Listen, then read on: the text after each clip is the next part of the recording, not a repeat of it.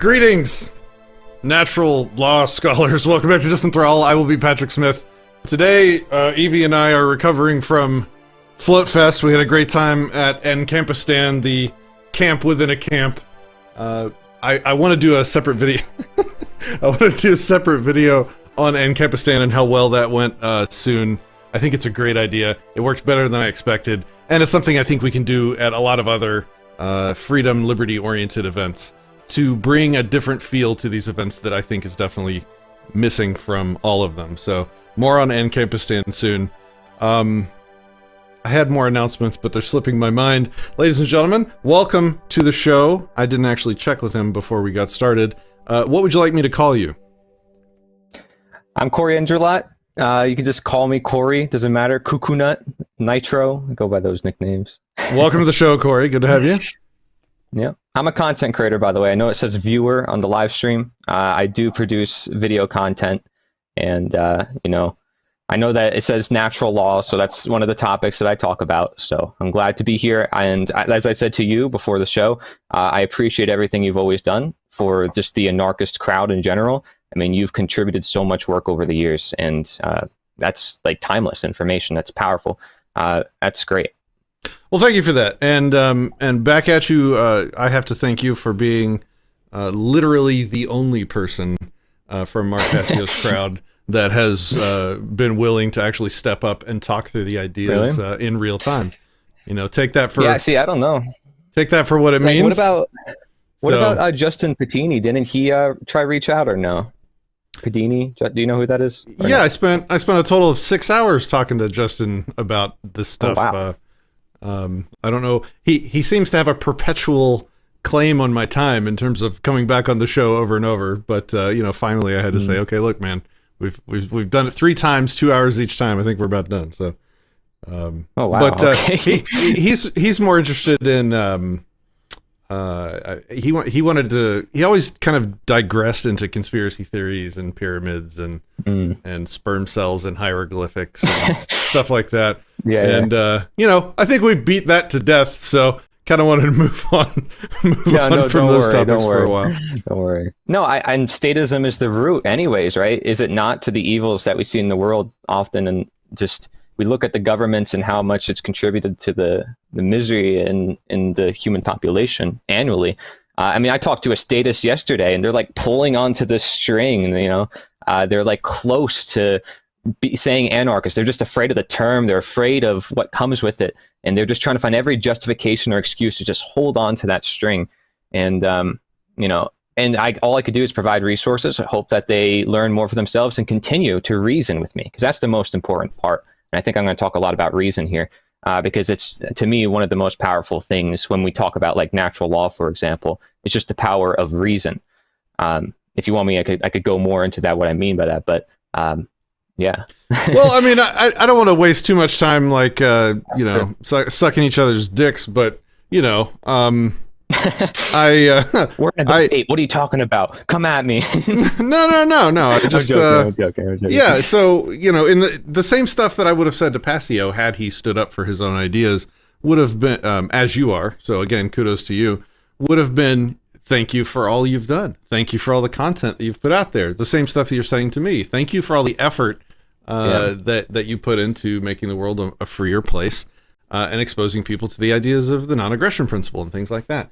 This is important work. So the fact that we disagree on things is not a divisive, bad failing of ours. It's, I think, the most important thing about our movement is how infighty it is, as long as it's done constructively or respectfully. Yeah.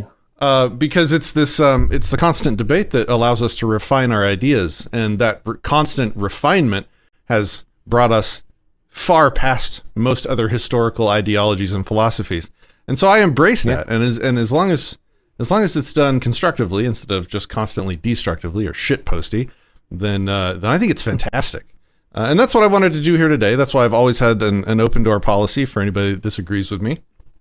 In this case, I'm not sure that you disagree with me. I mean, you can speak for yourself here in a minute, but I'm not sure that you disagree with me because I haven't taken, I mean, like regarding natural law, or at least Mark Passio's conception of natural law, My position is that it's a non-philosophy. There's nothing there for me to disprove, at least based upon his 8-hour seminar. So I don't expect you to like begin with your sort of like a rebuttal of Patrick, because I don't really have a position other than the absence of one. If there is something in natural law, I haven't seen it, and it would be cool for somebody to show it to me. That's my position. It's kind of like starting from ignorance. So, before we get started, this is Evie. For those that haven't met her yet, this is the new puppy. She's the new addition to the fam. We're having lots of fun. She's been an amazing puppy. She loves people. She's all about cuddling. It's been really nice. Okay, so what's up? Hey, what's up? Important. Yeah, it's been really fun. AnCap, good to see you. Crod, good to see you. Okay, I'll shut up. Take it away. So you're right. I don't think there's much we disagree with. In fact, I can agree with many things that maybe Mark Pasto's community also would disagree with me on. And, I'm pretty critical of a lot of certain things, such as terminology and perspective, which I think is where maybe the problem here is.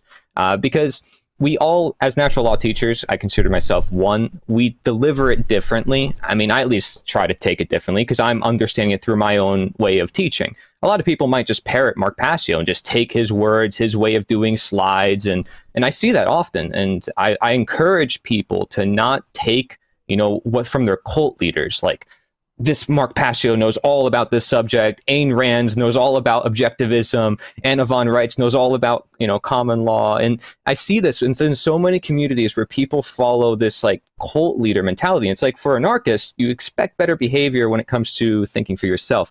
But I get it. They're very good at what they're speaking for. They have a lot of material present for people, and they're very good at just what they do. Like, nobody can necessarily replicate exactly who they are.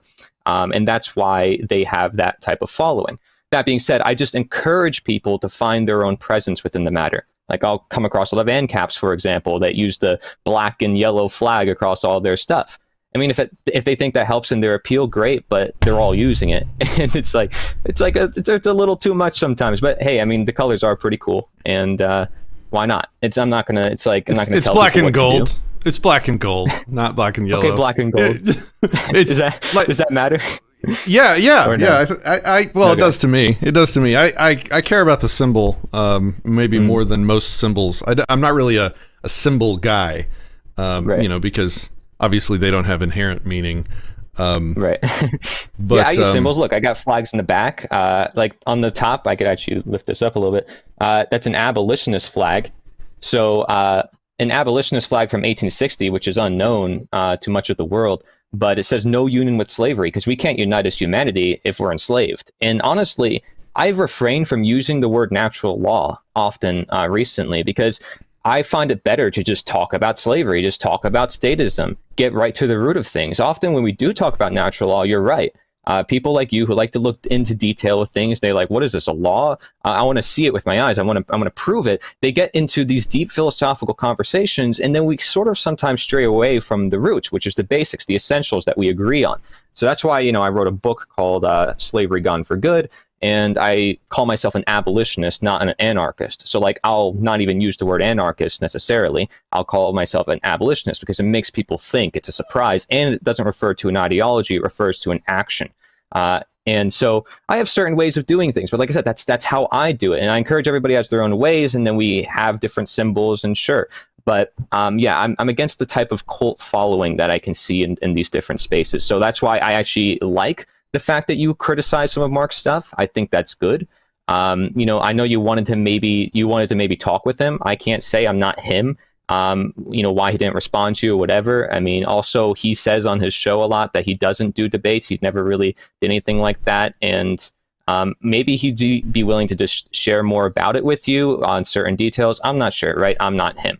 But I will deliver it through my perspective as best I could. And the danger with marrying symbols and marrying leaders is that both of the symbols can be co-opted, and as the left is an expert at, and the leaders can fail. The leaders can go astray. Like we've had a lot of way station libertarians, people like Pete Quinones, who's now back to statist Peter Quinones. There's a long line of leaders that grow a large audience and then they lead them astray, or they grow a large audience and they do something, I don't know, they have some kind of moral failing moment. They do something horrendous, and now everybody looks at the ideology as, partly to blame for whatever terrible thing the leader did. So yeah, the leader stuff is not good. It's not good. I'd rather be committed to reason, evidence, and philosophy than a symbol or a person. And that's what I try and focus on. Right. And not like just taking it on pure faith either, right? And the deists did very good with this. Are you familiar with like deist philosophy back then, about like 1700s, 1800s? Give me a name. Thomas Paine is probably the best name to give you. I haven't read a lot. Of Thomas Paine. Yeah. Okay, so Thomas Paine, and he had a friend, Elihu Palmer. There's Ethan Allen, and I have a lot of their books actually laying around as well. These guys were deists, and they broke away from like the main churches. A lot of people did back then for good reason, and people are still doing today. And they're not Christians either. They're people who recognize the creator or the intelligence within the world, whatever you want to refer to it as, through natural law. So these guys often talked about natural law constantly, but without using faith, because they didn't want to rely on supernatural miracles and the Bible and all this man-made materials. They wanted to observe nature as their connection to God. That's essentially what deism means, is understanding that God gave you reason, not religion.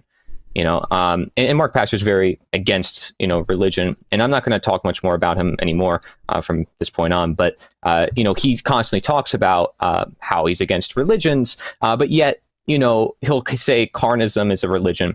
And that's where I can start to say, are you sure about that? And what about like flat earth? He'll say, well, that's a religion. I'm like, are you sure about that? Like anybody can take anything as a religion if it constricts their worldview according to his own definition. So that's where we can get very specific when it comes to like the whole objective thing, is just looking at the definitions. And of course, Mark is not a perfect person.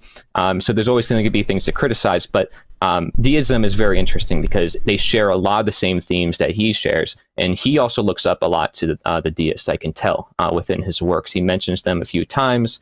And I read excerpts from a book called The Principles of Nature by Elihu Palmer. There's a chapter called Moral Principle, and it goes pretty in detail about the science of morality just through the observation of reason. And I really admire that, because originally I have a video on the complete history of natural law. You could see that the people who originated it, people usually think Thomas Aquinas, he comes from the Catholic Church, but there's a lot of others who talked about it. They all usually refer to it as the law of reason or the law of conscience. And again, like natural law has been used through the ages for different reasons. Like, for example, Nazi Germany would use natural law as a means to appeal to culture. Like, here is men are supposed to live among their own cultures, so we need to somehow justify the state, using violence to pull people away from where they currently are. So the state will use justifications for man's law built upon natural law, and obviously that's not very natural. And we learn from that over time. Our reason develops, and so that is a part of our human nature. So I say that natural law is in part necessary of human nature. It's only humans who recognize these laws to begin with. It's only humans who have this ability of reason and moral conscience.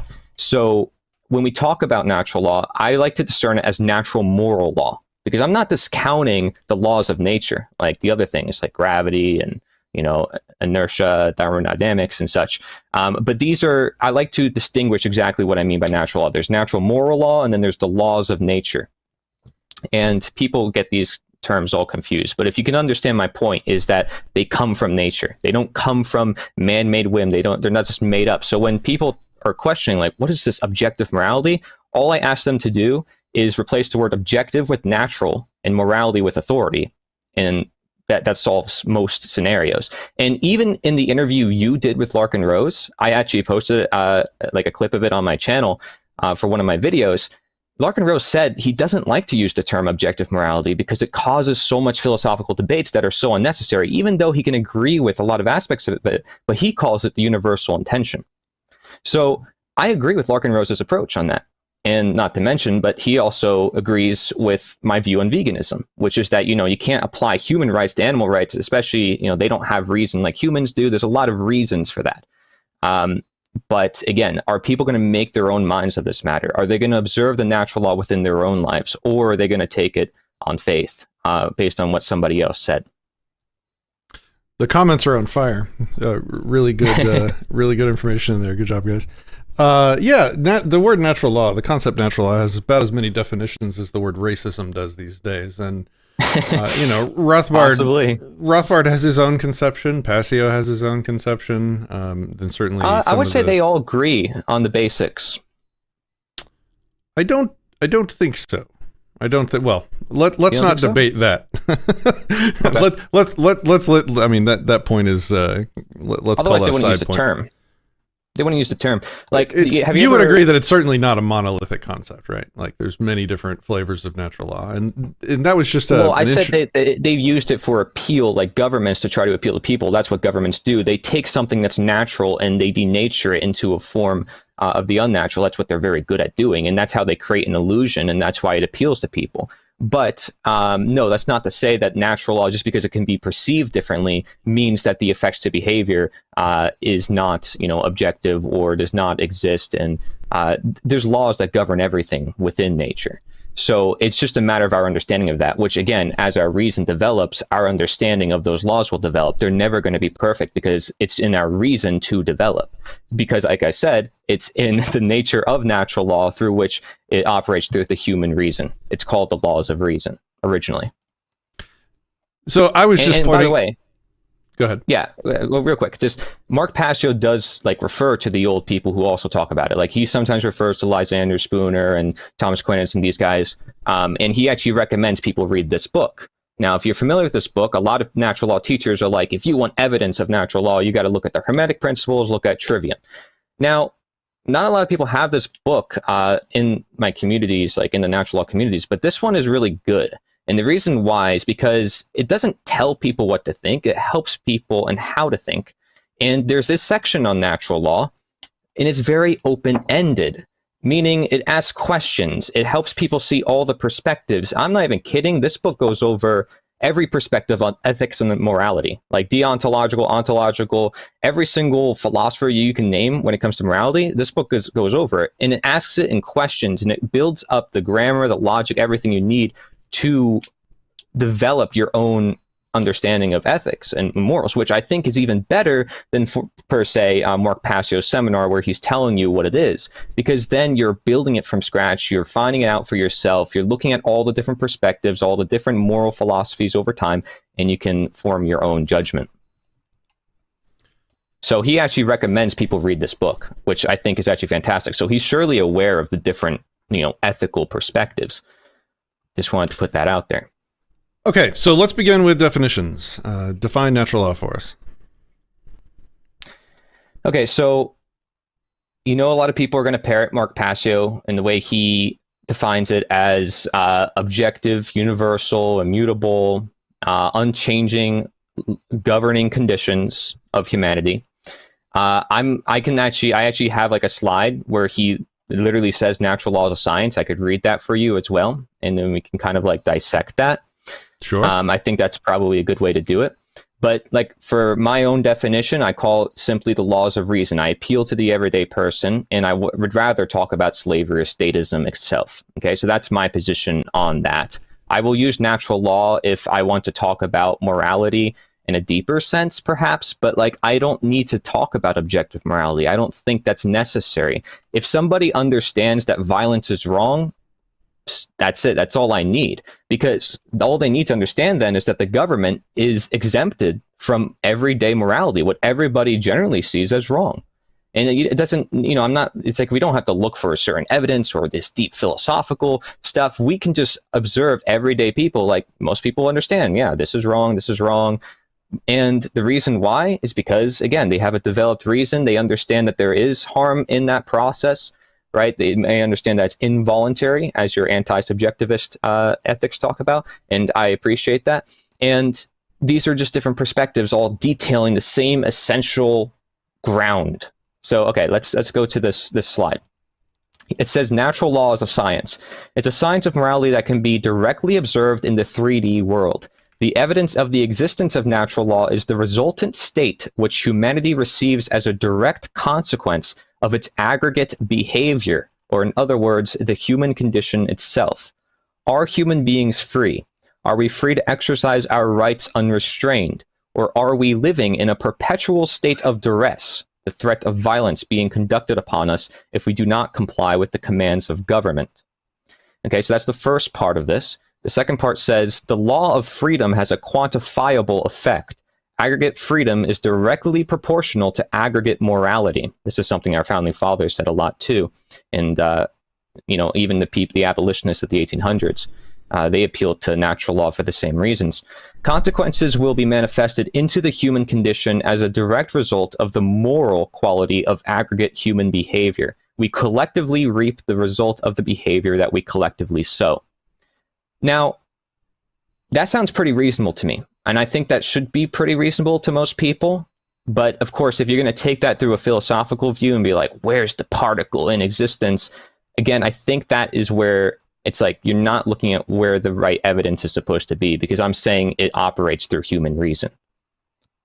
Well, there's a category error in taking aggregate behavior down to moral judgments without some connecting tissue to justify that category change.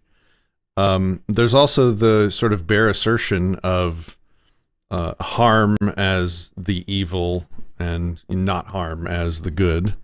That needs to be overcome here. These are all in sort of my conclusions, I think, from Passio's work, and maybe our time would be best served if we started with some of these sort of holes in going from what is almost a tautology, which is like if people behave better, then the society will be better behaved. I'm not saying that's a worthless. I'm not disparaging that. I mean, I'm saying it's a tautology, meaning like, yeah, if everybody behaves better, then everybody will have behaved better. Good job. But that does not make a normative moral framework nor a definition of good and evil. That doesn't stand to delineate those things. And I think that's part of what's missing here. Do you have any thoughts on that? Yeah. Oh, wait. High Impact Flix is in the chat. Yo, what's up? I was going to set up something with him a long time ago. I'm also going to want to talk about some of the things that are in the chat as well. I would want you to clarify on some of the things that you're mentioning, because I'm not exactly sure like what you're trying to entail. Like when it comes to like, what is it you disagree with? Because for the most part, when I did a full reaction to your videos on like your conclusions of watching the natural law presentations. And I did a reaction on my alt channel. It's called Coconut TV. And I also did a review of your anti-subjectivist ethics. And I mean, I agreed with all of it. And I, if anything, saw, as somebody who talks about natural law, I saw that you pretty much would agree with everything. And I think even you and Mark would probably come to an agreement if you guys did talk. But I think it's just maybe perspective problems. And I think there is also a problem with philosophy, because we tend to just make everything super complex from the originals. Like, for example, we have a lot from Aristotle and Plato, and they go far back. But then as you move on, you have all these people who are like, interpreting his words and then interpreting their words, and then this guy said this and this guy said this, and this form of ethics and this form of morality. And I'm not saying that's bad to look at. I'm saying that we can tend to cloud just the basic general morality, which is what, like I said, I would like to promote, which is that if everybody can agree that violence is wrong, so be it. We should use that as a basis, because again, authority, government claims to have an exemption to that basic everyday morality that the average person believes in. And the average person gives legitimacy to people just because they're of a certain title, they're a politician, they're wearing a certain badge and uniform, and that's just not right within itself. So I like to take that more reasonable approach. That's, to me, again, what is natural law to begin with? Is that developing reason? His way of wording things is going to change over time. That's how it's always been. But Lysander, Spooner, all these guys, they generally agree on the basics. Even Thomas Aquinas, even though he was Catholic, still same basis, that there's this natural authority, nature, and it's above man. And that man, if they are free, they have to look up to that natural authority essentially for their morality. That's why I replaced the word objective with natural and morality with authority. So what makes something evil? Okay, good and evil are very abstract as opposed to let me right and amend wrong. that. Let me amend that. Well, Sure. Okay. Well, I want to try and avoid word games. So, Yeah. what's the difference between wrong and slavery's evil? I would say slavery is like the ultimate evil. It's like it's tyranny. And in my book, I talk about how it's basically crime guaranteed and repeated. So my question is, so you marked a distinction between wrong and evil. What's the distinction? Oh, wrong and evil. So usually wrong would be more of the micro and evil would be the macro. So evil would be that bad, that wrong in manifestation, right? Whereas good and order would be the same deal. Where if you have a lot of good in society, then you can manifest the justice, which, Lysander Spooner, I think he puts it very in nice common sense words. I know a lot of people like to call him a utilitarianism person, and a lot of people like to throw them under these different labels. But if you go into his works on natural law, he says, if not for the science of justice, if not for natural law, and if somebody wants to, critique natural law, I think they should probably reevaluate his statements and answer them. Because he says, if not for just the ability to control people and to control their minds and to get them acting certain ways, this just shows you the power of the human will and the ability for humans to act. Within itself, that's been played on. Man's law is just basically, just like anything else that's man-made, is a reversion, a denaturing of the natural. Okay, so what makes something wrong or evil? What about an interaction between two people objectively defines that interaction as... I'm not trying to objectively define it. And again, I'm appealing to individual reason. I think if you ask that question to anybody, they'll say, yeah, it's either it's involuntary, right? It's harmful. It's something that they don't want. They're going to appeal to emotions. They're going to appeal to effects. These are a number of different things. What's your answer though? Like exactly from this natural law. You have to look at all the perspectives. You have to observe the natures of all things in existence, right? I mean, there's the nature of one thing and the nature of another, and they each have a nature of their own. By understanding those natures, you understand how they interact with one another. So that's my view on it. Yeah. Okay. So I'm not getting a clarity though. Can you maybe give me a clearer answer? So like person one murders person two. What makes that objectively wrong/evil, whichever term you would like to use? Okay. Reason tells us that we have to use our conscience here. We have empathy as human beings, and we should see that as wrong. It's just that simple. If you don't see that as wrong, that's a very big problem. You have an undeveloped reason, an undeveloped conscience. Okay, that's the first part of that was a bare assertion, and the second part was gaslighting. So I'm not trying to get gaslighting though. I'm not trying to get sideways. If somebody isn't raised properly, if somebody doesn't have, they're not raised with parents, so they don't have a good foundation for their life, do you think they're going to know what to do later on or take the right actions for themselves? They're going to have to learn through trial and error, more problems for them. Let's do the first part. Let's do the first part first, because that was the meat. So conscience dictates whether the interaction is good or evil, assuming the person has a conscience. Am I restate? I'm not trying to Kathy Newman you. I'm trying to repeat it back. Yeah. So, well, every human being is in the capacity to understand right and wrong. So yes, they're in the capacity to understand how their own feelings work, how the world works, and we're all here to assist each other in that as well. So that's why people come up with all these different, ethics and morals, etc., is a means for guiding human action. And so long as statism is not present, it's not an issue because no one's imposing their will. No one's saying with violence, like, you need to believe in this. That's why I don't think it's really a big deal. Okay, I expected you to say it's wrong because the person being murdered doesn't want to be harmed. So I got a different answer based on conscience. Well, that's the same thing. They have their own conscience. You have to understand, right? There's two natures, each with the nature of their own. If you don't understand both of them and you're going into that transaction, then you don't understand what is natural to do in that scenario. And I equate in my second book the natural as well. with this whole understanding. Because, you know, people say an appeal to nature is if you say that what is natural is good, and I'm claiming no, actually you can make an appeal to nature with enough knowledge. I mean, it even says so in the Wikipedia, as long as you know what is natural and can define what is good, like Taoism does. They do that with Ziran, which they say is nature, and then the Wu Wei, which they say is, you know, the effortless, the non-doing, that is essentially the good. What in nature makes harm evil? Well, I said it's in part of human nature. This is, again, the natural moral law, to make it clear. This is not natural law. This is specific part of natural law, because, again, I would put all the laws of nature under the term natural law. But, again, human conscience, reason, it's in us. Like, even all the people who talked about natural law in history, they all said it was written on the hearts of man. You know, they'll come up with a lot of different ways to express essentially the same thing. But what in nature objectively applies that concept of evil or wrongness to an interaction that involves harming somebody? Okay, so do you recognize that's wrong? Do you not recognize that murder is wrong? I'm pretty sure you do. Do you recognize that that's not a logical proof? Like, how I feel is very subjective. You have empathy. Well, I yeah, of course. That's not a problem, is it? Is it a problem to have subjective feelings? It's a problem to use subjective feelings when trying to only rationally when you define. it. You have to let me finish a few more sentences. I'm really trying not to interrupt you. Sure. You can't involve subjective feelings when you're trying to make rational proofs.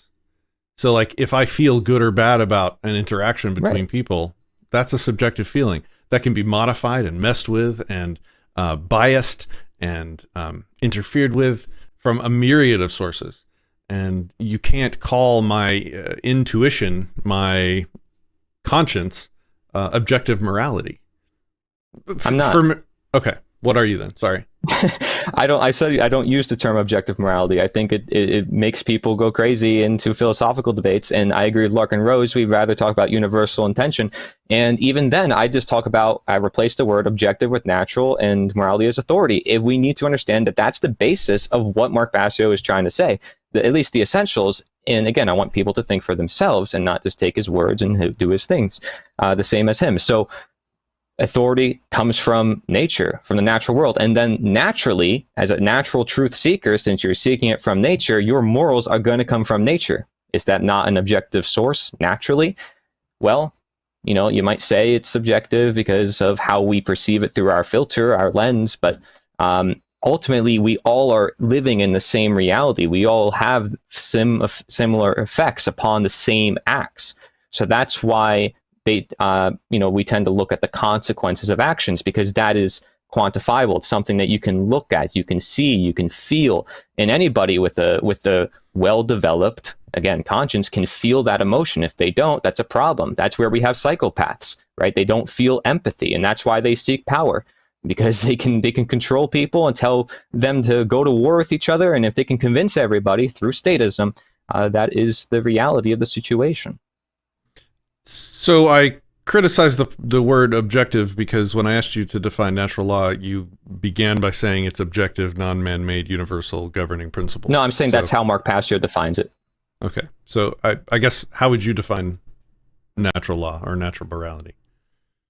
Let me correct my definitions. No, it's okay. You asked this question before, but as I said, it's the laws of reason or the laws of conscience. I'm not trying to trip you up. I'm trying to...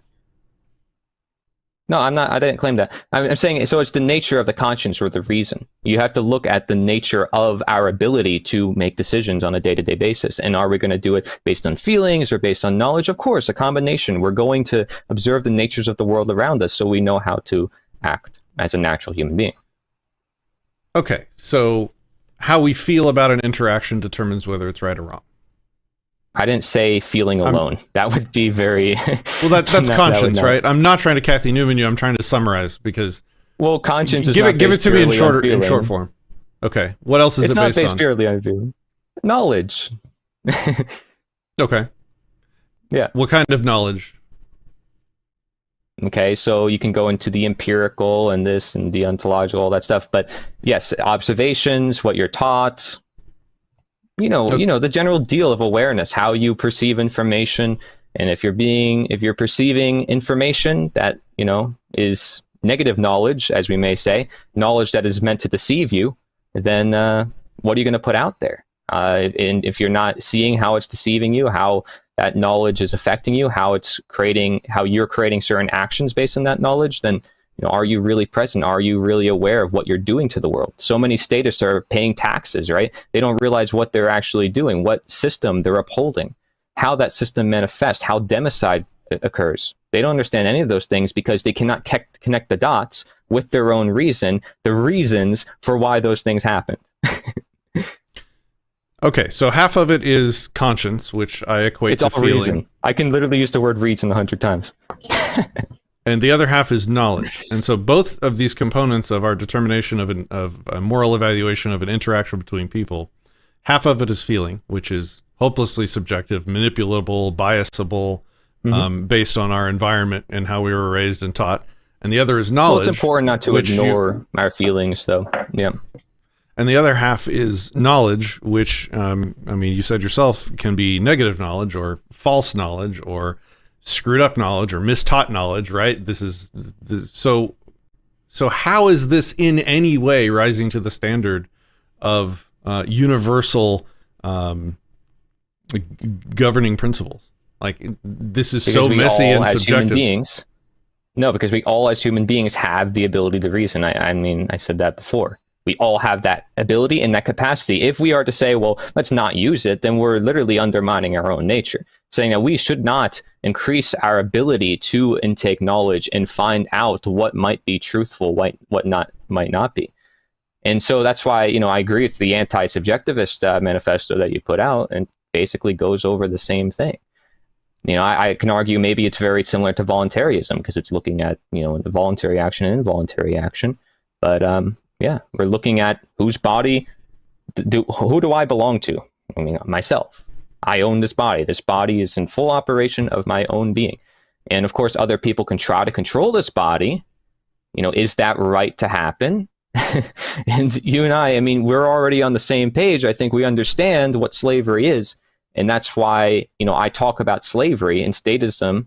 And again, why I don't go into all these long details about natural law with people that much anymore, because I can just ask them general basic morality questions, which I think does way better than going into deep natural law, objective, where's the particle, where's the anvil that's going to drop on my head as I harm somebody. It's like, you expect that to happen? Like, and all the statists will try to make justifications, right? They'll be like, well, there's always going to be bad people and we can't prevent them from, doing bad things in this world. And they'll try to make every justification to say that, well, there's bad people in the world and therefore we should not be free. And having a set of values that you can ground yourself on, such as natural law, this is why so many people find it as empowering, can do a great deal for them, because they're like, this is where I stand. This is what I'm going to do. And I understand it within my own life because it's true. If I don't harm somebody, I'm going to have good relationships with them. It's true. If I don't harm somebody, I can live a more peaceful life. And this is the non-aggression principle, is it not? You even have a part on your website I actually took a screenshot of. It's on disenthrall.me/objective morality. And you have 3 usages up there. These are very interesting. I like the way you put them. It says usage 1. Could I read them? Do you mind? Sure, go ahead. So usage 1 says objective, as an exist in and as part of tangible reality. This is what people want morality to be. But alas, anvils do not fall on people's heads. There it is, when they do bad things.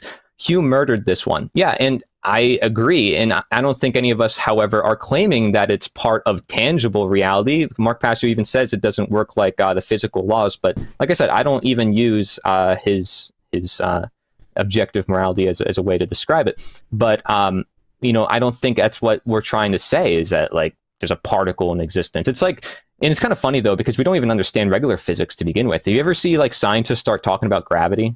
Like they don't even know how to describe it sometimes. And this is why the flat earthers are like, it's density, because like you have all these people like Neil deGrasse Tyson, they're in an interview and they're like, what is gravity? He's like, I don't know. And then they come up, they're like, it's gravitons. It's like, we don't even know basic things. And that's the thing, is humanity doesn't know much. And they have to admit to the fact that they don't know really anything.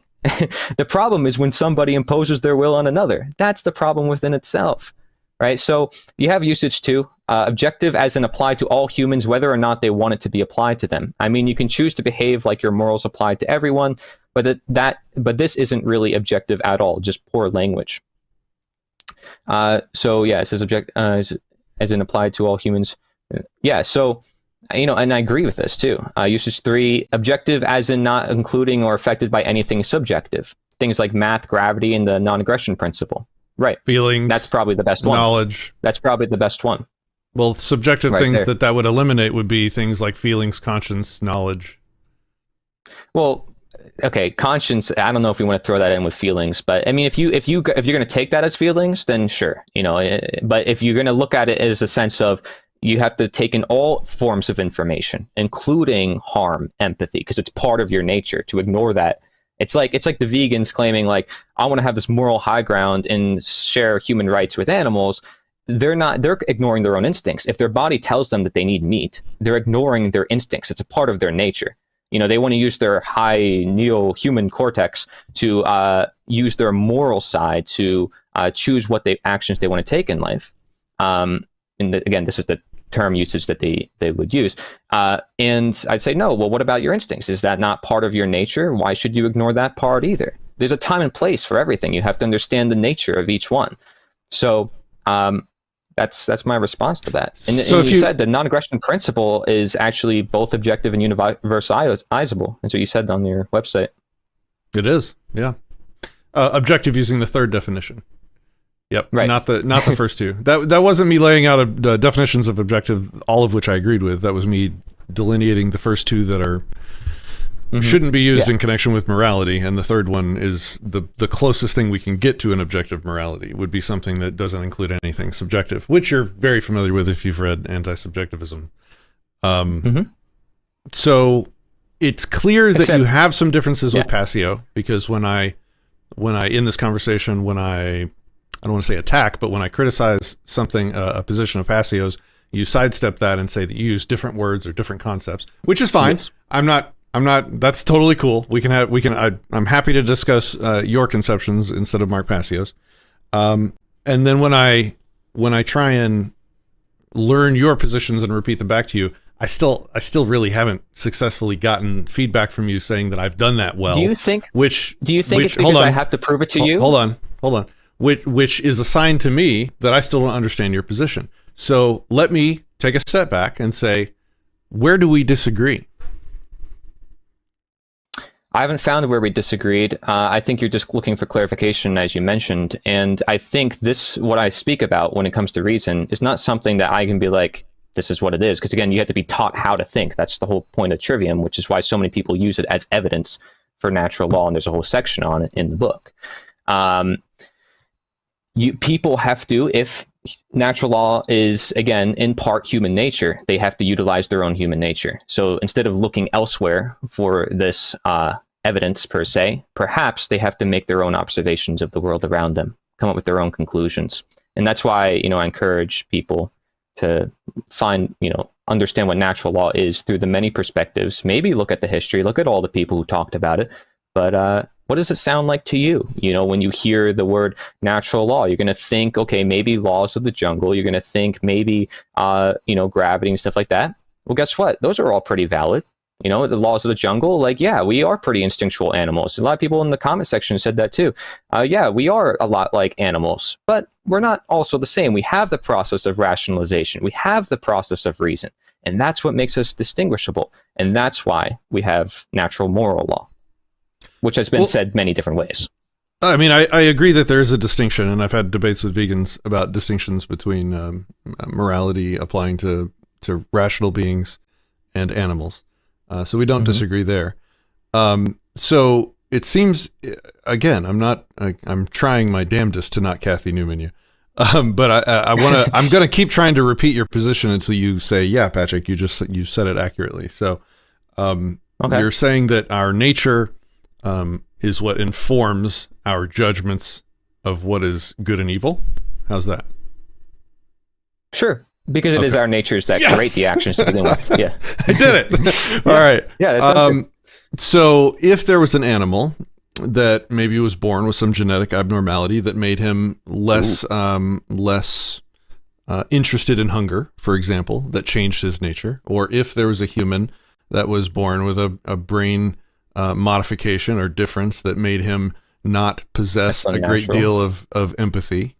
Well, who's to say what's natural? If it exists in nature, how is that not natural? Well, you're saying if, so you're automatically saying like it doesn't exist. Well, they do exist, right? The people with a lack of empathy due to brain abnormality is okay. Okay, so that's human beings. You were talking about like animals and starvation. Yeah. Again, we have to look at specific circumstances. Yeah. The point I'm focusing on is the point that I finally got, a point of agreement on, that I have your position in my head correctly. So now I'm going to challenge it, which is to say, when we have instances of creatures or humans or entities, I don't like focusing too much on the species in question, but when we have instances of those that have differences that change their what is natural for them, would you agree then to stay consistent that morality is different for those creatures? Yes, it would be different because their actions would be different based upon what natures they were given. That's like the foundation to everything they will do. If somebody is born with abnormalities or deficiencies, how do you think they're going to grow up into the world? Probably not as ideal or as whole as a human. And, Aristotle talks a lot about this with teleology, which, talks about humans having a purpose. And this all plays into natural law as well, because he was somebody also a proponent of natural law. And he's on my list as well. He has a lot of stuff on that. Same thing with synderesis and syneresis, talking about the past and the future and humans' inclinations. So these are parts of science, may you say, that, the parts that you're looking for, maybe, if that answers your question. But yeah, it depends on the nature. That is the foundation that from there is nurtured into, has to be nurtured. And that nurturing can affect those natures in different ways. And then, of course, reproduction happens where those new natures are formed. But natures are always changing. I was very shocked that you agreed with my proposition that morality is different for people with different natures, because obviously that opens the door to, it not being evil for a psychopath to kill someone because it's in his nature. Which to me flies directly in the face of everything certainly Passio would agree with. So I'm curious how you square that circle. What is it that Passio agrees with? You're saying? That it would be immoral for even a psychopath to harm someone. Oh, right, because he's looking at the action itself. We can view that because we are beings that have that ability, right? So we're going to look at them and say, well, they're another human being. Don't they have the capacity to understand right and wrong? Don't they have some sort of reason? Are they really malformed? Are they really psychopathic by nature? Or how did they get there? Was there certain conditions and environments that brought them to that condition? That's probably why somebody would say that. Well, I mean, there's just genetic brain abnormalities that cause people to be born with little to no empathy. Genetics right? is also, again, nurtured into. You have a nature that gets nurtured into another nature. These natures change with the influencing natures. So nothing you can say is like one thing. They're all connected and they all influence each other. So yeah, I can agree with Mark, and I can equally agree with you. They're mutually exclusive positions, though, I guess is my point. So let me try another. So. Let me try another direction. So, and this is a good comment from the Zoo Brooksab. I don't know how to say your name. He says it is immoral for a psychopath to hurt someone. Why? Because they're hurting someone. So my challenge response to that. So first of all, do you agree with that? That's the Mark Passio view. Yeah, that's the view I would just described, where you're looking at the action itself, and we're going to view that as people with consciences on that individual as like, why'd they do that?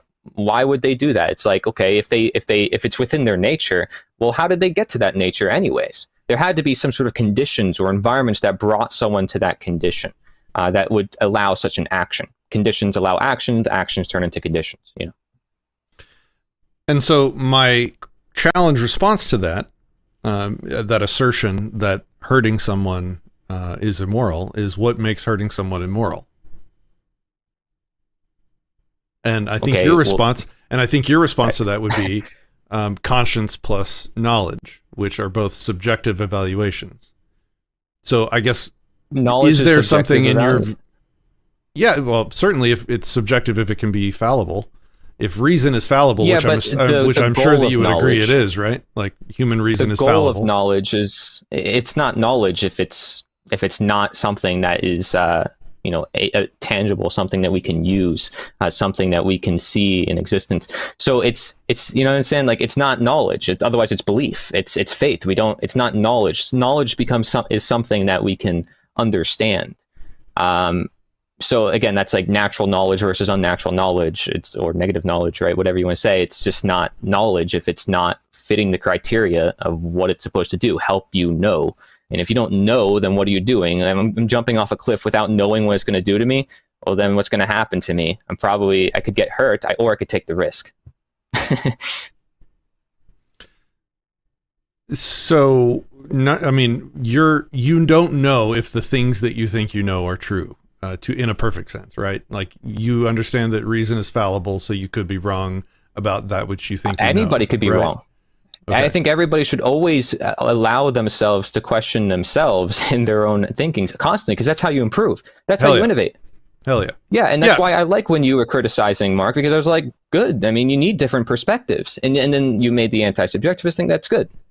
Yeah. So, again, I guess I thought it went without saying, and it probably does. But for anybody watching, like we agree on conclusions here, people. Like we're both not going to go out and hurt anybody. We both think that's wrong. I think we're just kind of trying to talk through how we get to that moral evaluation. And what I was trying to do with pointing out that knowledge is fallible, reason is fallible, is that that is not a dependable tool to form moral evaluations with. Certainly not consistent, even for yourself. I mean, I bet you that an old status version of you exists that had different sets of moral evaluations for interactions than you do now. Absolutely. And you thought you were right at the time. Not only is it not consistent, not only is it not consistent for ourselves individually, but it's also different from person to person, from even between non-psychopathic brain deformation people, right? So I don't see how this forms a solid non-subjective definition for moral evaluations that we can depend on or that we can rely on. Well, this is what I'm saying, though, is like, what if that is within itself the natural law? And this is, again, because all the teachers of the past were hinting at this. And I think people are just getting confused over perspectives and terminologies, and they're all just trying to understand the universe around them. That's it. They're all just trying to find the truth. And they're all just trying to see what was natural for humanity to live in. What is natural? Is that when we use the word natural law? What is the natural conditions for humanity? What is the natural governing conditions for humanity? Anything that deals with a natural thing in existence, there's laws. There's laws for the body. There's laws for everything. So that, of course, there'd be one for behavior, but that one's going to be harder. That's why we have so many forms of ethics and morals and all this stuff. And it's great. It helps provide perspective. But again, are we going to ignore ourselves, our own reason, our own learning, rather than look at some textbooks and look at some, all these philosophers and what they think about morality? I think it's important that we utilize our own nature. This is what we were given. Again, God gave us reason, not religion. God didn't give us these holy books and churches to go to. No, the world is your church. Nature is where all the answers are found. They're all present everywhere. Certainly you'd agree, though, that some perspective. Sorry, I didn't mean to interrupt. Sure, no, it's good. Certainly you would agree that some people's nature is to do things that I think you and I would agree are evil. Yeah, but again, that's because of reasons. And they have a reason too for their reasons of behavior, which are reasons for other things. I mean, certainly there are instances of people with natures that are harmful, that those reasons are not are genetic or are deterministically out of their control, right? Are you saying that? Go ahead. Are you saying that it can be genetic? You're saying like the psychopathic thing? You're saying it's not? I'm sorry. Well, I mean, I was out. trying to sidestep. Yeah, I was trying to sidestep the digression into the existence or lack thereof of free will. So I'm trying to sidestep free will not existing in this discussion so that we can. The important thing. Go ahead. I just like to cut to the chase. I'm sorry. I just like to cut to the chase. Like, the important thing is that people have an open mind. They make their own evaluations of the world around them. They look at all the different sources of knowledge. That's what the internet's for. There's loads of information out there. And they make their own evaluations, and they don't join cults and think certain ways, and they have their own mind to think for themselves. And that's really it. And that's what anti-statism is. That's what it means to be a free thinker. And when we realize that, you can hold some sort of belief system, great, as long as you don't impose it on someone else, as long as you don't aggress on someone else, as the non-aggression principle is, then everything's fine, right? And isn't that just a matter of harm? Non-aggression principle, basically do no harm. Yeah, and I think when you say that you like to skip to or cut to the chase, the problem with that is that basically means you like to jump to stating the conclusion. And doing only philosophy, because I think a lot of us are on the same page already. Yeah, well, we're not on the same page with how you get to the conclusion. We already agree up front, and we both stipulate that we agree on our conclusions. Conclusions we got. 100%. It's how we get to those conclusions that are different. And so I'm trying to work through our different methodologies for reaching those conclusions. And that's the slow, arduous part of philosophy, right? So sure. I guess I'll hand it back to you. Is there anything that you disagree with me on that you'd like to try and convince me that I'm wrong on? Because at this point, I'm not, I feel like I've made a strong case about the flaws and undependability of using our nature as a source of morality or moral evaluations. So I'm handing it back to you. We use our nature for everything. And for you to make a nature of that nature, I mean, you're just doing the same thing. So ultimately, everybody's evaluating nature. Science, religion, politics, they're all just, politics is different. They're not studying nature. They're overruling nature. They're claiming to be nature. But yes, everything else is meant to study nature. Religions can turn into governments and stuff too. But maybe it's in their nature to do that. Yeah, sure. So that depends on, our understanding of the natures within, because then we can say, well, religion's very generalized as a macro nature, and there's micro natures within. I go over this in my book that I wrote, actually, my second one called Sapientia Naturae, which is the wisdom of nature. So I actually have a whole section in there called natural law. And so I'm willing to defend it, but again, through my own understanding of what it is, which is what a lot of people should understand the law through, because if it's a law that is universal and is right where everybody can understand it, then it should be something that I don't need to watch a presentation for. It's something I don't need to necessarily read a book for. It's something that's natural, something that I can understand. And maybe my perspective is different from Mark Passio's more than I think. I'm not sure, right? But I'm just taking it at a more practical view from my understanding of things, and taking it from the deist and taking it from a lot of the old timers who also talked about the subject. And frankly, like I said, they all have something really essential to share because they're all studying the same thing. They're all looking at nature. Now, what was the question you asked me? I'm sorry, because now I'm totally offloaded. Yeah, is there anything that you disagree with me on, or that you would like to convince me of? Yes. Sure. So really, like I said in the beginning, it's a terminology perspective thing. I just thought you were taking some really hot takes in the beginning, like automatically claiming that, objective morality, there is no proof. And that's the way we should view things, right? Is just through objective morality. That's where I divert and say, well, is it objective morality, or is it natural morality? Is it natural authority? Is it understanding where these laws come from in the first place? Because if you're expecting evidence to be seen, where are you looking for that evidence? Are you sure that the evidence doesn't involve you, yourself? Are you sure that you're just looking at an external worldly force? Are you sure it doesn't involve your own reason? So to me, I had to say, well, that was a little bit of a hot take at first, right? Because I thought you were just kind of jumping out there with this, with the objective morality. And I don't know if you which went take in with specifically. Sorry to interrupt. Which take? Was hot? So if you saying objective morality is wrong, because I think I can agree with some of what you're saying, but also it's not entirely wrong. Understand? Like, because technically we're still looking at morality when it comes to statism, are we not? Like, we're looking, when it comes to non-aggression principle, we're still looking at morality. We're not looking at it necessarily objective morality, but we're looking at it through morality. So that's why I was like, are we sure about, this saying that? Now, it's not a big deal. It's just it's a word thing. If we can agree on the basics, then it's not a big deal. I'm not sure if you're just trying to tackle the natural law community or whatever, trying to get Mark's attention. I don't know, right? Okay. I don't know any of that. Let me respond to that. A cool dude. Let me respond to that. I'm absolutely not trying to get Mark Passio's attention. I'm absolutely not trying to take down the natural law community. I have been talking philosophy on this channel for 10 years, and repeatedly over the years, my viewers have asked me to engage with Mark Passio's natural law content, and I put it off for years and years. Why is that?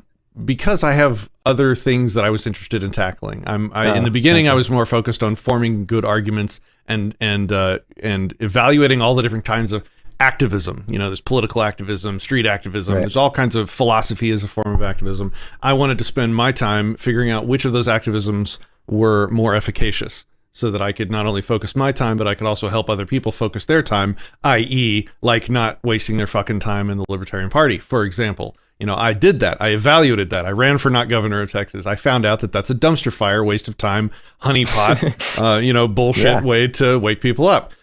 That's what my channel was about for a long time. That's great. In the past couple years, in the past couple years, I've circled all the way back around, and I've started focusing more on the philosophy itself and how to build from first principles up to moral evaluations that we can universalize. And I developed I developed what I'm calling anti-subjectivism from that work over a long period of time. And when I start espousing my logic of how to get from first principles to moral evaluations, necessarily people that follow other methodologies to get to their moral evaluations say, hey, what about this guy? Well, what about that? Mark Passio is just one of many that people have asked me to evaluate. And gotcha. eventually I did. And I tried to do it in the most generous, genuine way possible. I reached out to him personally beforehand to bring him on the show, because that's what I do every single time before I make a video calling somebody wrong. The first step one is I contact the person. I'm like, hey, come on for a talk. No answer. And then, I tried using the Anarchapulco, which he was already involved with, to see if he wanted to do a debate thing. That was a big no. Anyway, I don't want to go through the whole story again, but not personal, not trying to take down natural law community, whatever that means. Not trying to get Passio's attention, not trying to get clout. Could give a shit about clout as as evidenced by my YouTube channel's tiny subscriber count on Disenthrall, at least.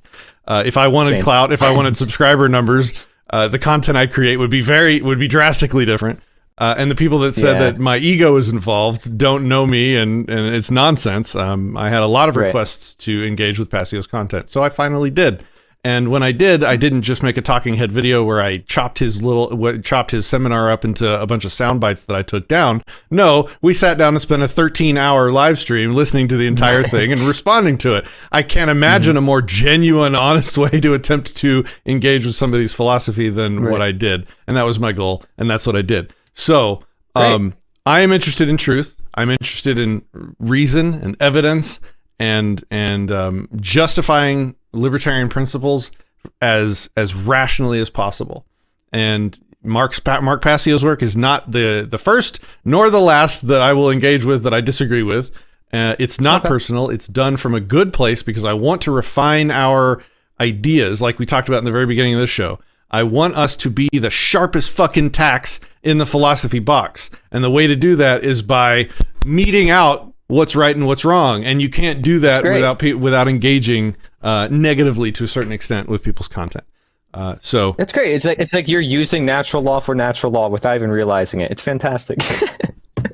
I'm just saying, because I'm talking about reason a whole lot. But yeah, hopefully I delivered enough of perspective on my view on that, because I just don't like to discount any philosopher stuff. I think they all put out really good stuff.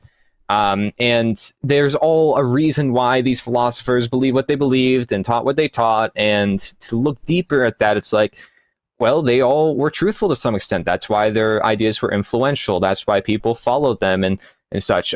They weren't like the state trying to hold everybody down by gunpoint, trying to make everybody believe. In fact, no, they were doing the opposite, helping people think. So if anything, you, Mark, all helping people think, because, you're not holding a gun to people's face, even though sometimes he yells and sometimes it sounds like, he's holding a gun to somebody's face. But, that's a whole different story.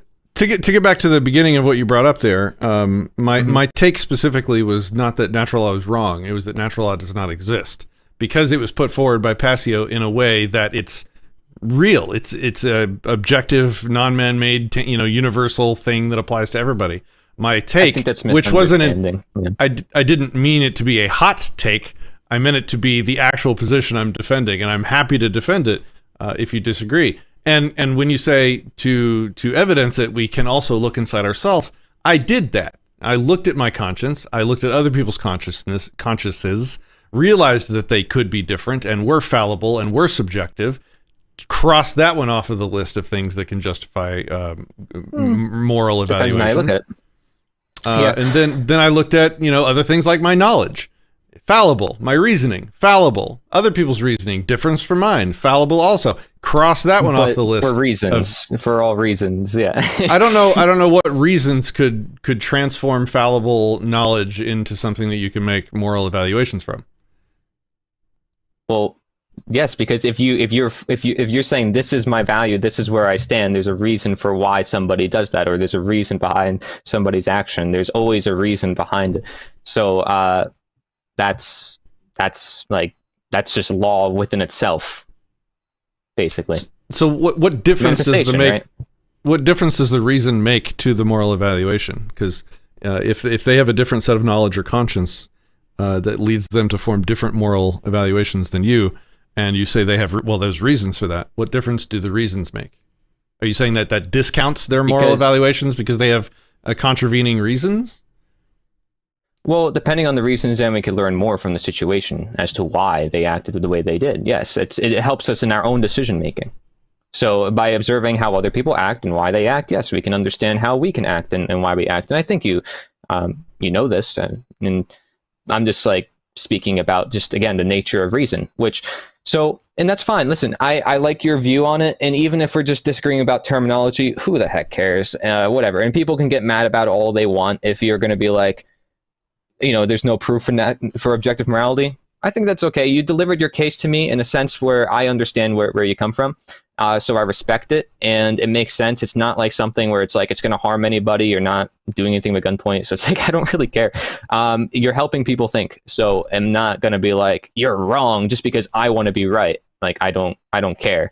I'm going to deliver my perspective through my books and through my works. And you're going to deliver your perspective through your works, through your stuff, and fantastic. Let people make up their own minds from there, as long as they can make up their own minds, which again also relies, however, on their nature being able to do so, and that ability is, the health of that such an ability, the condition, its status, its nature. So, this is again where my second book goes into, but because it's a philosophical text, I don't want to plug my book, but. Yeah, I really enjoyed chatting with you. One of the things.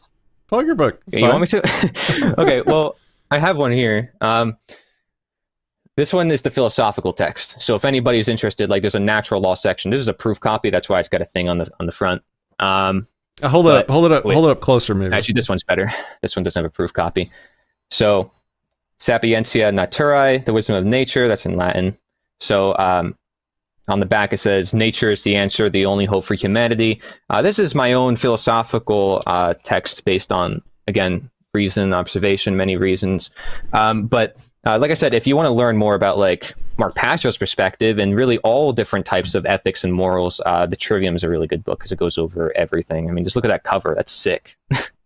And then my other book, the one that I think teachers, like this is really important for your audience. This is made for everybody.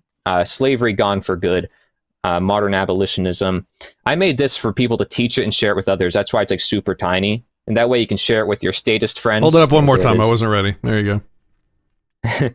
and slavery still exists and you are allowing it. It makes a very loud statement. And when you say, you know, I'm an abolitionist, or, you know, slavery still exists today, people might be like, what do you mean by that? What do you mean slavery still exists? And you can go into how, you know, even Lysander Spooner, because he was an abolitionist at the time, said that like Civil War didn't end slavery. There's other forms of slavery that we're under.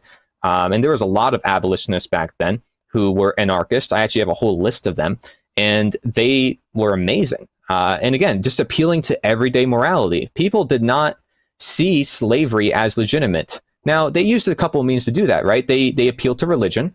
Like, they were Christian anarchists, pacifists, some of them, non-resistance. So, like, I have a book back there from 1973, which is, like, you can't get anymore. I got, like, one of the last ones. It's, like, really nice, thick paper, good quality. It's called Radical Abolitionism by Lewis Perry. It's a historian perspective, so it's very nice, non-biased. Just going over the anarchists who were in the abolitionist time era. And there were so many at the time because they realized the government created slavery. They realized the government was maintaining slavery. They're the only institution that can. And so they realized that all systems of human authority was becoming illegitimate because of the government of God and because of morality. And so they would write newspapers like The Liberator, or there's another one called The Liberty Boat or something in Maine. By Jeremiah Hacker. He's another anarchist abolitionist.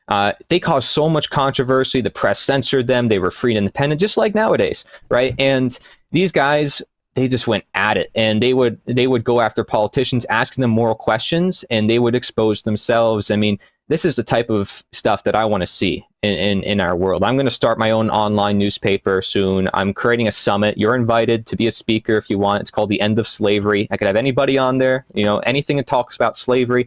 I think it just hits at the root. We can all agree that, you know, slavery is happening, perhaps. I mean, I hope you would agree that slavery is happening. And we are enslaved to some extent. The fact that we have to pay things that we don't want to, that fact that we have to get permission to go place to place. I mean, I even have clips of former slaves on camera, at least the ones you can find from back then. And they're like, yeah, you know, you need to get a master's receipt in order to go plantation to plantation. It's like, it's no different the way it is now as it was back then. And the only way to solve it is through morality. It's not through legal action. You're right. You know, you said you ran as like a non-governor. I mean, you can't do it through political action. I actually have a whole video called Why Political Action is Useless and Why It Always Leads to Democide. I'm sorry, I don't mean to go on a rant, but this goes without saying, like, it's powerful that we look at action, not just all the ideas. Because it's like, one, to know the truth, and another, to know how to act for truth. And that's why so much on my channel I talk about action, because, you know, we can go into these philosophical debates, and I like it a lot, but also, like, what about the action debates? How many people in independent media are talking about what actions we need to take? And how much of them are talking about, like, well, what if we can set up rallies? What if we can encourage people to go neighbor to neighbor? What if we can encourage decentralized systems and, you know, not just crypto, not just all the mainstream stuff, but what about the other things? And there's a lot out there. And I'm getting more involved, and I hope to bring people together. I think the more we have collaborative efforts, the more of an impact we can make. So that's it. Sorry, I didn't mean to go on a rant, No, but action is super important. Sure. You want a hot take? Here's a hot take for you. The belief in objective morality is the second most dangerous superstition. Okay, why is it dangerous if it's coming from nature as a source and not being imposed by statism? Well, first of all, if it comes from nature, you can't just look at nature and say that's morality. That's just like a naturalistic fallacy, right? Like, nobody does that. Okay. Well, that's what you've been. Wait, it's very confusing. You don't just look at nature. I don't look at a tree and be like, yo, that tree looks nice. I'm going to hug it. I'm going to, like, that tree looks nice. It teaches me everything. I mean, you could probably learn a lot from the tree, to be honest, but no. But my nature is part of nature, right? Yes. That's what I'm talking about. Okay. Yeah. So that's like everything then, though. That's like everything. Yeah. So you can't just look at nature and call that good. That's a naturalistic fallacy. Well, like, of course just because not. it's natural doesn't mean it's good, right? Well, I disagree, because you have to have enough knowledge. Again, this is what my second book goes into. That's why there's so much on this. You need to have enough knowledge to know what is natural or what is good in this case, right? Like, you need to know what the natures are. Like, if you're just going to say what is natural is good, it's like, Obviously, I could come up with a billion scenarios where what is natural is not good. So you can't make that blanket statement. But why would you make such a blanket statement unless you didn't have enough knowledge of the natures to begin with? And are you not claiming the nature of the appeal to nature or the nature of the naturalistic fallacy? Every time somebody speaks of something, they're appealing to a nature of some sort. Now, to recognize it as natural would mean of nature. That's what the word literally means. You can look at that through the length of time, honestly, because time tells all truth. This is something I go into in the book as well. If, let's say, not everything has always existed. Government has not always existed. People think it has, but it hasn't. And it's always changing. Why is it that it keeps rising and falling? Why is it that democide keeps occurring? Maybe it's because, I'll tell you, government is unnatural. It doesn't exist. In objective morality, the same thing. Why is there so much controversy? Why is it that so many people can't agree on one thing? Maybe it's because not every part of it is so natural. You're right. But what if there's parts of it that is, and that's why people are appealing to it? Just like government, what if there's parts of it that is natural, and that's why people appeal to it? But what is it within it that is natural they need to understand? And that requires an inquiry into the natures of everything. It's still missing the connecting tissue of what is natural, reliably being linked to a moral evaluation of good or evil, harm, or what's because you need to know what is natural to use versus what is natural to exist, right? Like, for example, a plant might be natural to exist, like a poisonous plant, but it might not be natural to use in the case of a human being. Like a human being, it's not natural for them to step up to a plant, to touch it, but that relies on knowledge. All that relies on knowledge. So what I'm saying is that you can make the connection between what is natural is good if you have knowledge. Same thing with what is natural is healthy. Same thing. Knowledge of what? If you have knowledge of what? Like I just said, the natures of what it does to you, you would learn. This is just instinctually. If you're in the wild and you do something, you're like, oh, shoot, I shouldn't do that. You're not going to do it again, or hopefully you have the knowledge now to obtain for yourself that's like, okay, I shouldn't do that. That's reason. So what makes me knowing that something will hurt me bad or harm or evil? Okay, fine. Go ahead. Put your hand on the hot stove right now. I want to see what happens. Are you going to do it? What makes that evil? Okay, so you know. So you know. No, it doesn't matter if it's evil. It's what, if you know what the effects are, and then of course you're going to see that as evil. You're going to see that as generally bad. Are you not? Because it puts you in pain. If I know that putting my hand, or if I know that putting a hand on a hot stove hurts, and I take someone else's hand and I put it on the hot stove, what makes that evil? It's not that it's evil, it's that you're unknowing. Like you're in ignorance of the fact that somebody else just put their hand on the stove and you just did it right after them. Or you thought that it wouldn't happen to you when it literally happened to them. And that is... No, I knew it was going to happen to them. I knew what it was going to happen. I knew it was going to hurt them. So then why would you do it? What makes it evil is the question. Why would you do it? So you don't have an answer? Like, that's my point. That's the whole... But what is your answer? Why would you do it if you know it's going to hurt you? Maybe it's in my nature. Maybe I want to. It's in your nature to do something unknowing. What makes it evil? So what makes it evil is your own ignorance to the problem. See, it's like if a hurricane happens, right, and it takes away your house, and you're living on a coastline, and you know that it's potential to happen. You know what risk you're taking. You know what's going to happen. And its potential to happen. Are you going to blame nature for the problem, or are you going to blame yourself? Well, equally so, you can blame both, because you could have moved, you could have gone somewhere else, you could have prevented the problem, and instead of you just say, oh well, nature's bad, like just because it did something to you. But no, you also, it depends on your nature. I mean, your knowledge of that nature, that possibility. Now, so of course, there's always possibilities. Sorry to interrupt. Go ahead. Okay, go ahead. You can talk. I'm stipulating. I have the knowledge. I know what the stove does. I know what putting a hand on it will do. I know if I take somebody else's hand and I put it on the stove, it'll burn their hand. I have all the knowledge that you're talking about. And I still do it. What makes that act evil? And everybody in chat, like every time I engage with Passio, harm. So then the question to the chat is, what makes harm evil? Again, knowledge, empathy, conscience, feeling. If you ignore the instinct, you cannot ignore the instinct. You cannot ignore the self-human as part of the law, as I told you. You cannot ignore the conscience or the empathy. It's part of our nature. So those things are not universal. You would agree. Those things are not inherent No, in they're everyone. dependent. You would agree. Everything's dependent on law. I said everything is governed by law, and everything has a nature of its own. So you can say everything's equally subjective as it is objective. I mean, it depends on the perspective that you take on it.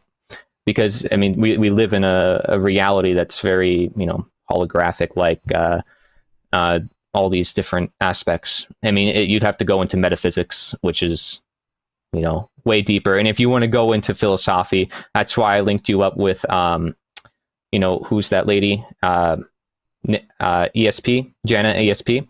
If you want to go into philosophy, I mean, she's probably the perfect person. I told you my philosophy, how I view it. I take it the simpleton way, because it's not meant to be taken like, where's the particle in existence? It's meant to be taken like, okay, if you understand harm is right, okay, great. Now, why would you let the government do it?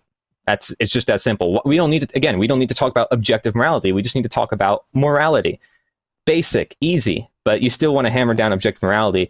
I mean, I get where you're coming from, and I understand you got good intentions. I'm working on philosophy. Like I said, I'm working on philosophy. What you're doing right now is not philosophy. You're saying, hey, we agree on the conclusion. Harm is generally bad. Hey, consent is important. The non-aggression principle is important. That's a conclusion. Yes, we agree on that conclusion. Hold on. Yes, we can coexist around that conclusion. But what we're doing when we just agree on the conclusion and move forward, that's not philosophy. What I'm trying to do is build the foundation to support that conclusion so that I can use that to convince other people. Like, you and I can agree on anything. You and I could agree right now on harm is good, and we could associate like that if we chose to. And some people certainly based do. On very bad knowledge, but yeah. Yeah. The knowledge would not be very clean, and everybody would be like, that's kind of stupid. And it's fine. Anybody with common sense would say that. And it's fine. It was just an example. And it's fine if you don't want to do the philosophy work. We can talk about fun conclusions and activism and action and the best ways to convince, to wake the world up to our conclusion. Is that? I think that's more important. Okay. Are you saying it's objectively more important, or is that just your personal opinion? No, that is my opinion, but it's based on knowledge, because that's what your subjective mind should seek out, is that objective world around you. What do you think the truth is? None of us can align to the truth. We can only try to find the truth. We can only try to align ourselves to nature. We can only try to become healthy. These are not things where it's like, you are healthy, you are diabetic, you are this. No, it's like, you can only be more healthy, more natural, more right. You're not going to be the right human being. Yeah, you should be king because you're a perfect human being, and everything you do is perfect. Like, if that was the case, we'd be the elves in Lord of the Rings, where we are perfect and incorruptible. But no, we are the humans in Lord of the Rings who are corruptible into the orcs that get controlled by Sauron. I think that teaching activism and action is very important. That's why I've spent a lot of time doing it. I also think the philosophy is important, which is why I spent a lot of time doing that. And I think we need all kinds. And yes, that's fine for your focus not to be the same as mine. I'm not running away from it. I'm just saying that I'm being honest with you when I say I don't know much about philosophy as Jana ESP, because she does that. She studies all the books. I do reason. I look at the natural world around me. That's how I get my understanding. And I told you everything you basically need to know about reason. And I said that it should be common sense, what harm is and what isn't harm, or what is voluntary, what isn't voluntary. These are things that we develop, however, with time, and that relies on ourselves. So the law is not purely external. Again, it's only humans that recognize things as laws. It's only humans that have this ability to rationalize. So yes, there is work involved within ourselves, and that work is not something where you can be like, yeah, I've done that work within myself and it's already over. It's like, no, that work constantly improves. Your knowledge constantly improves. The truth constantly improves. Natural law, why do you think there's so many teachers of the past? It's constantly improving, and we can learn from the previous teachers. And let me tell you, like I said, they all generally agree on the basics. And you don't think so, maybe, I don't know, but they have really good stuff. All the philosophers do. And like, even communism, all these isms, they have truth somewhere. Even if they're evil, we recognize them as evil. We can see that there's a reason why people follow it. There's a reason why it was created. And how was it created in the first place? It had to be based on some sort of nature. And of course, the most evil kinds denaturing it the most to fit their illusion. And then, of course, the unnatural justifies the unnatural because they create their own systems. That's where we have government, where they justify their own existence by creating more problems. You know, problem react solution. So, okay, is it deep? Perhaps. Yeah, let me maybe book in the conversation with a little bit of a closing, and then you can have the last word. So here's why this is important for me. It is important for me to expose subjectivity in people's moral evaluations, because when you introduce subjectivity into these equations, into these methods for forming moral evaluations, you introduce methods to manipulate and control people. That is sort of the failing in this belief in objective morality. All the religions throughout history, the belief in in law enforcement being right, like these are all beliefs in a higher moral authority that exists in most of the time it's thought to exist objectively as coming from a higher authority or higher power, things like that. Nature. And so what can be done using that is you have these leaders that talk about understanding and speaking for these objective moralities, and they're able to twist and manipulate and guide people into doing things that they think is right but is actually wrong, because their faith is in this higher morality, this objective morality. And so all of those, when they're able to do it, all include subjectivity. It's the subjectivity that is the failing of these objective moralities. They're sold as objective moralities, but they're not. They include subjectivity, and natural law is just another one of those. It like your conception includes subjectivity in terms of knowledge, in terms of conscience, things like that. Those could be taken and used by a nefarious leader to convince people that, I mean, hell, like the witch burnings, for example. People with statism. People, their consciences told them that burning witches was a good thing, and they were perfectly fine with that at the time. And somebody could have used this conception of morality to lead people into doing things like that. If you hold to a methodology of forming moral evaluations that doesn't include any subjectivity, then you remove these leaders, these sycophants' ability to misdirect and control people through exploiting the subjectivity in the ideologies that are hidden. So I guess I'll leave it there. Go ahead. You're welcome to have the last word. Okay, yeah, I mean, you can always, and feel free to interrupt me too, I don't care. But yeah, so as I said in the beginning, replace objective with natural, replace morality with authority. That answers pretty much every question anybody has about objective morality, which Larken Rose doesn't use for good reason, and I agree, because it confuses people, and it gets them away from what we need to look at, which is statism, which is slavery, which is the main roots of the problem anyways. Once we get stuck in philosophy, it never ends, because philosophy isn't supposed to end, at least if you have an open mind. Everything in the world could be learned from, and everything is governed by law. Otherwise, we wouldn't study anything. There would be no point. And you can say everything's random, but even then, there's still reasons for why things happen. You can go into all the philosophical stuff all day, but the point is that morality is not harmful unless it includes statism, unless it includes man subjecting his whim upon everybody else by the threat of violence.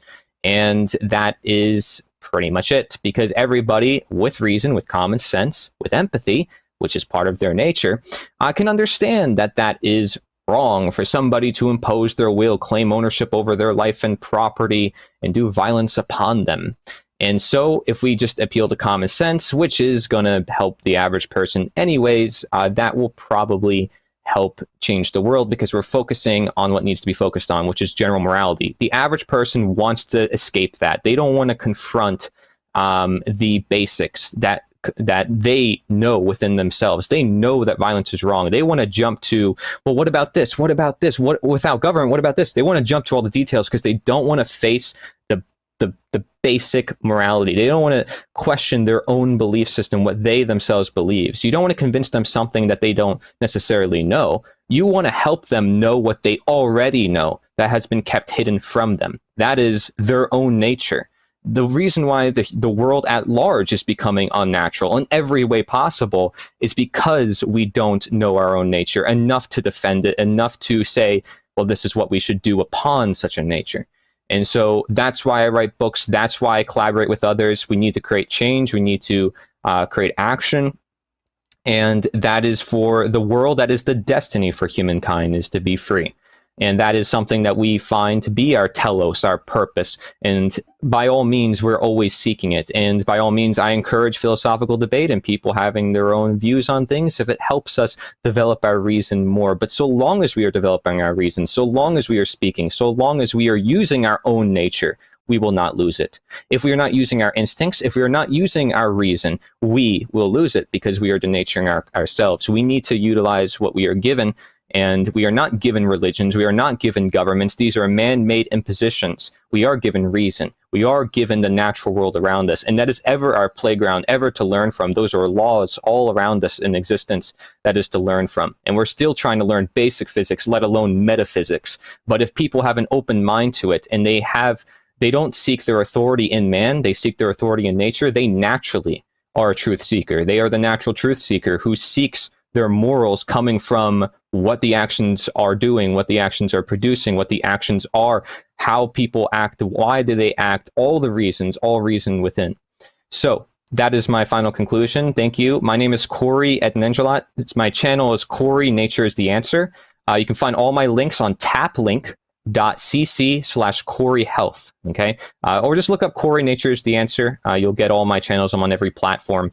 And I got kicked off of multiple platforms recently, but generally speaking, philosophy is not a censored topic. COVID and other things are. So we're not that bad on that scheme yet. But also when it comes to my vegan friends in the chat and all the natural law people in the chat, you got to have an open mind and be able to deliver this information with your own reason, your own observations. There's different ways to word things. You don't have to use the word rights. You don't have to use the words natural law. You can use the word natural morality. You can use the word nature instead of rights. It's the same thing. You can use the word ownership, and all these things are very interchangeable. And you can look at all the previous teachers of natural law and how they called it the law of reason, the law of conscience, the law written on the hearts of men, all this stuff. And you'll see that the deists as well from the 1700s to 1800s, the abolitionists from the 1800s, the church, the school of Salamanca, and all these great places, Aristotle and almost every philosopher you can find talks about it in some way. And they refer to it because there is something that we need to understand in the universe.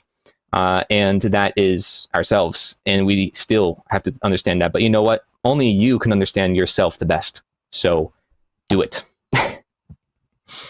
All right. Cory, thanks for coming on the show. Thanks for actually stepping up to talk about what you believe in and what your positions are. Kudos to you for that. I appreciate it. I want to see more people out there like it. To everybody, should we go over any chat questions or no? Yeah, we can do some questions. Let's do like 5 minutes of questions, and then what I'm going to do is I'm going to head to the voice channel on our Discord. You guys are all welcome to come to our Discord server. Link in the description, disenthrall.me/Discord. I'm going to spend about 45 minutes in voice chat there, fielding questions and discussion points. If anybody would like to join, you're welcome to. Depending on the number of people, it will be more or less regulated just in terms of who can talk at once so that we, can make it a productive discussion. But if anybody hasn't, we don't have to, it's up to you, because I don't know if you're exhausted or tired or anything.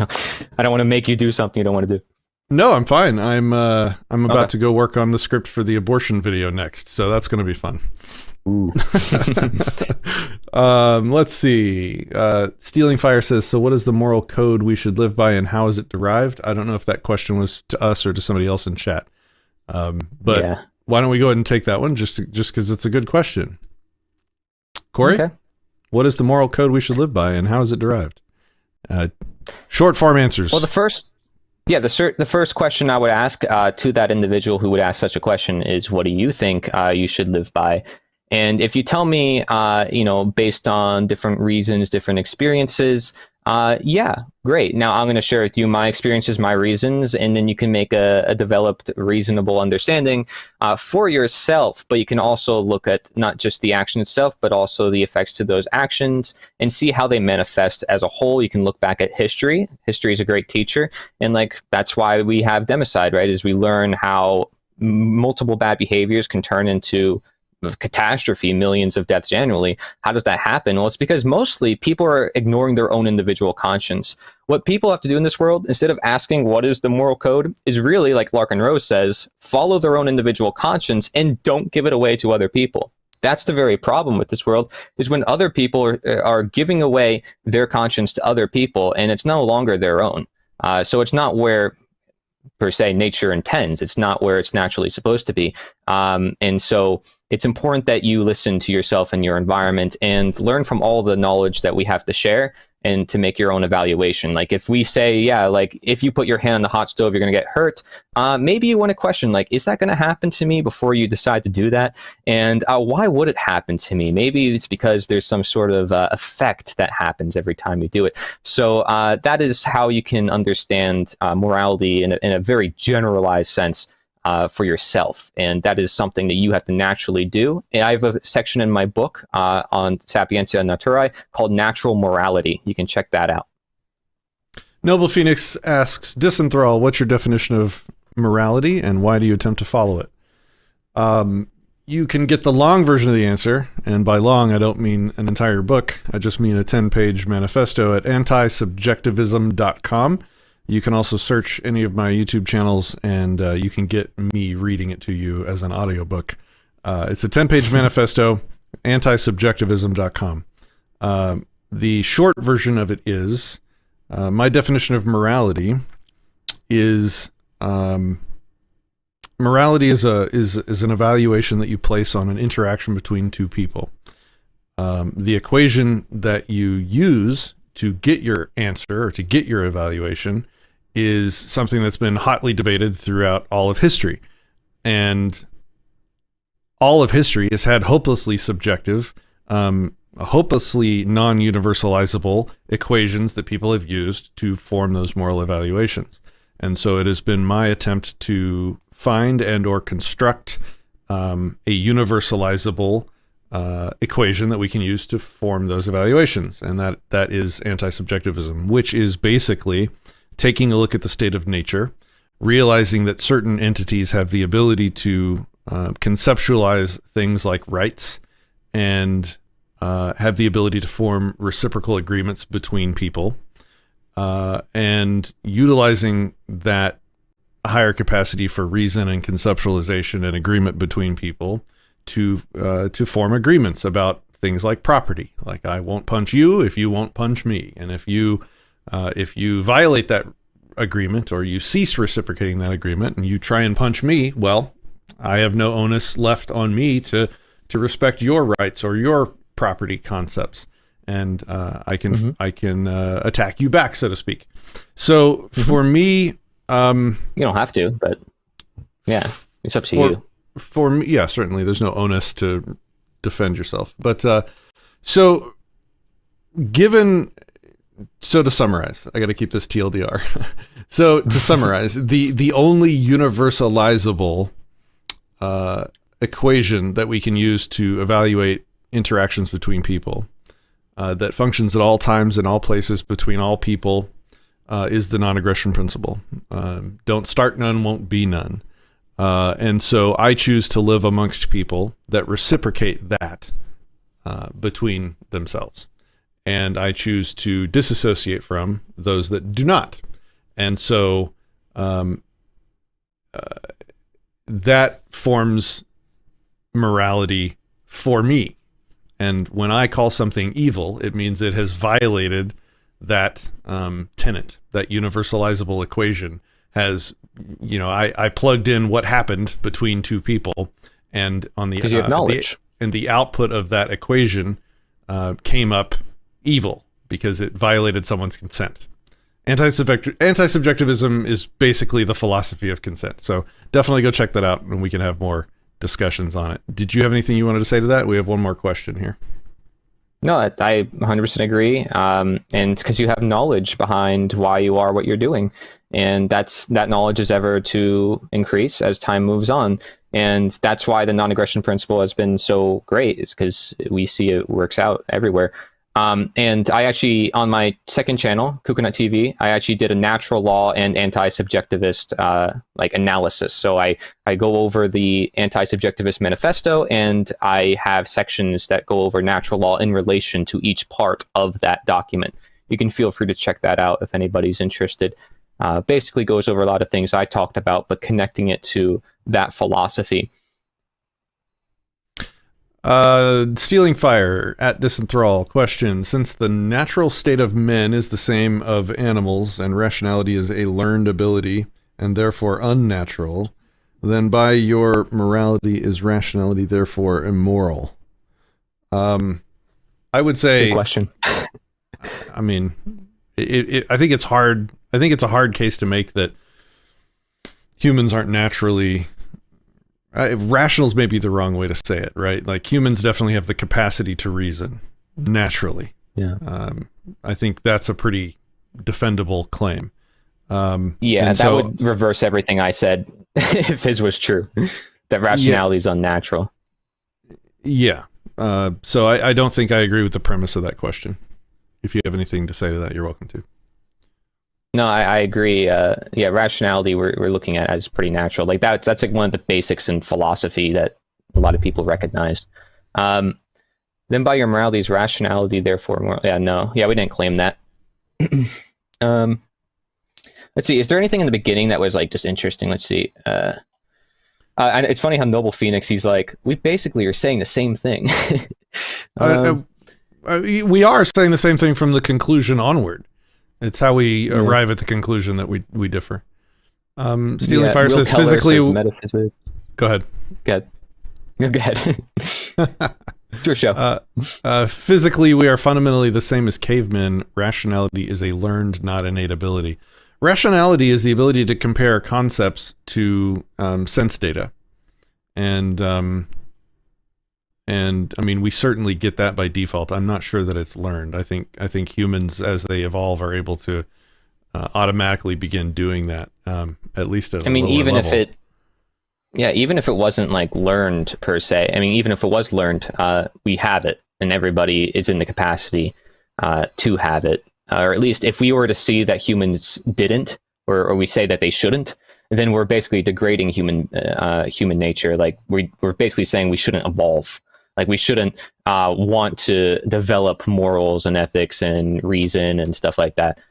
Clearly, we've been in the capacity to developing that. Otherwise, we wouldn't have ended slavery after 6,000 years. We wouldn't have created America in 1776 that somehow recognizes natural rights, just not in full, in recognizing the nature of government and statism. But as humanity moves forward, again, we're getting closer to our destiny. That relies on our knowledge and developing our reason. Let's see. Barry Dutton says, "Get me out of Canada, Stan Patrick. It's evil here and has daily violated the NAP every day for years." I'm sorry, man. That's everywhere. Texas is a pretty good option, though. I'm just saying. How about Florida? Is Florida bad? The Glitch 999 links what appears to be a commie-ass website. That is not it, man. The only actual anarchy is anarcho-capitalism, and the only reason I use the hyphenated term instead of just anarchism is to differentiate Abolitionism from the commies, which have a wonderfully self-contradictory ideology. So you in the wrong place if you want to peddle some commie shit, my friend. All right, guys. So why don't we call it there? Thank you, sir, once again, Cory, for coming on the show. I have enjoyed the conversation. It was good. These aren't always good, and this was one of the good ones. So thank you for that. Everybody, you're welcome to join over on Discord. I'm going to take a 5-minute break to use the restroom, and then I'll be in voice chat for about 45 minutes. You guys are all welcome to join, and we can chat further. So disenthrall.me/Discord for a join link to our Discord server. I'll see you guys there. Cory, thank you very much. Thank you very much. I appreciate it. All right. Thanks for watching, guys. See you next time. Oh, we have 4 shows coming out from Encampistan at Float Fest. We have 2 on Anarchast and 2 on Disenthrall. The Anarchast, we're going to be interviewing a couple people that are nomads. They're part of oops, wrong button. They're part of what do you call that? I guess nomad, not gypsy, but it's like the people that travel. They don't have homes, and they just kind of live on the road and they go from place to place. So we interview a couple people that have been doing that on Anarchast. I also interview a guy named Jim that used to work with NASA and tried to send some people to space until the government oppressed him, and that's how he became an anarchist. Really interesting story. So those are 2 coming up on Anarchast. On Disenthrall, where we also talked to the same 2 nomads. They embedded themselves with the trucker convoy in the U.S. and basically proselytized voluntarism to the truckers involved in that. And they have a very interesting story. We're going to be telling that on Disenthrall soon. And we also had a discussion with Chuck, the CXO of Float, about what is property.